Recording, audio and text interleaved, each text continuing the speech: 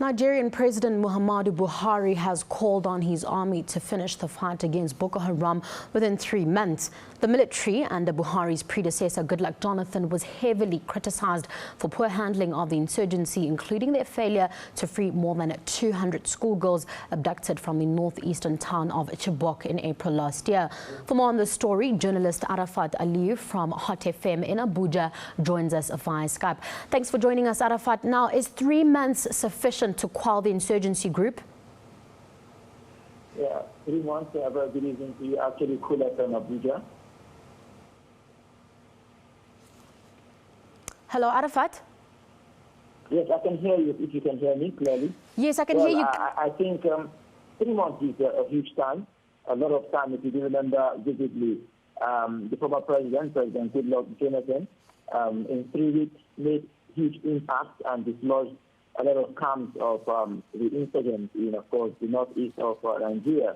And if President Muhammad Buhari says 3 months, I'm sure as a former military general, he knows what the Nigerian army can do in 3 months. And I think 3 months is a huge time for not just to wipe them out, but also to help restore life and property for people living in the northeast. So I think 3 months is a huge number of time for the Nigerian army to do justice to the insurgents in the northeast.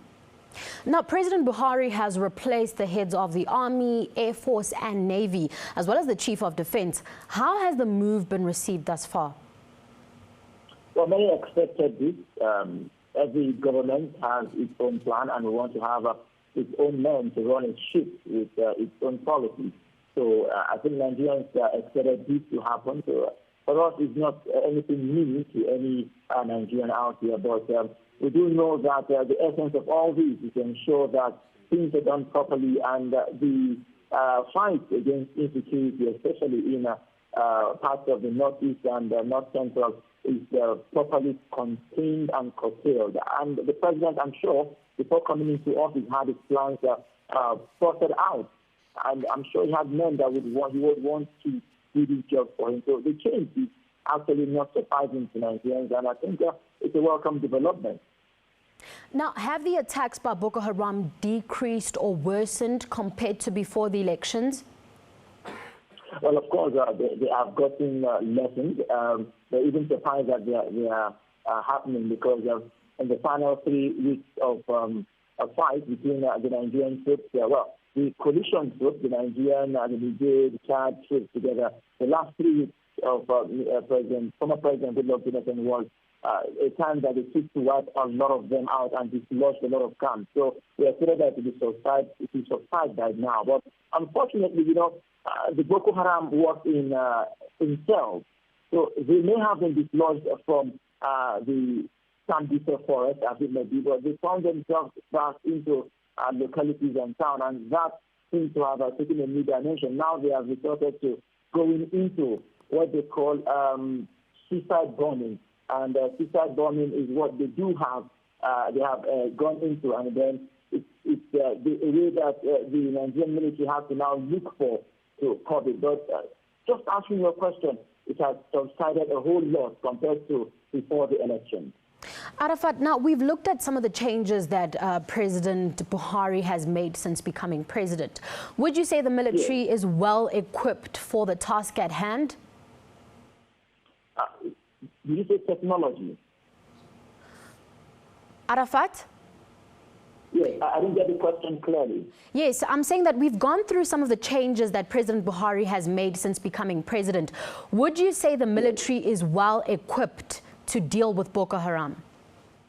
Well, I would say to an extent, yes, but when you're fighting insurgents who seem to have perfected acts of guerrilla war and using humans as shields, I'm not sure equipment will be enough. But I do have a lot of confidence in the Nigerian army. I can boast about it that the Nigerian army is about the best in Africa. But you can't be as good as you claim to be without this equipment. So no equipment is enough. If the words of the former CSO, the city is anything to go by with the revelations we made lately, the armory gotten by the former government, I'm sure to an extent we have, but I think a lot more is needed. Now, reports say Boko Haram leader Abubakar Shekau has been replaced by Mohammed Dawood. Is this true?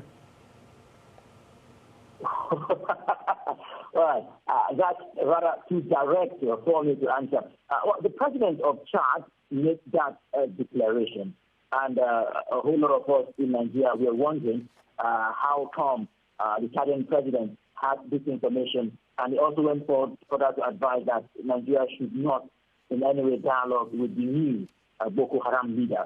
Well, if Boko Haram has a new leader, I think that's a confirmation and should be a pat on the back of the Nigerian military and the joint task force that have been battling the Boko Haram in the northeast.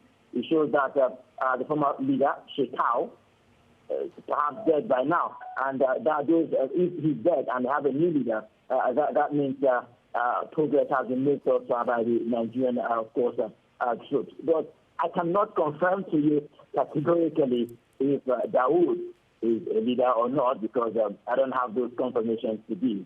But if the Italian president says that, I'm sure it should be a thing that we can, of course, hold with high esteem.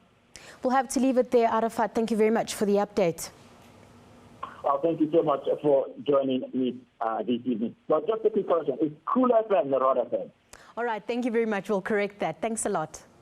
That was Arafat Aliu, a journalist from Cool FM in Abuja, Nigeria.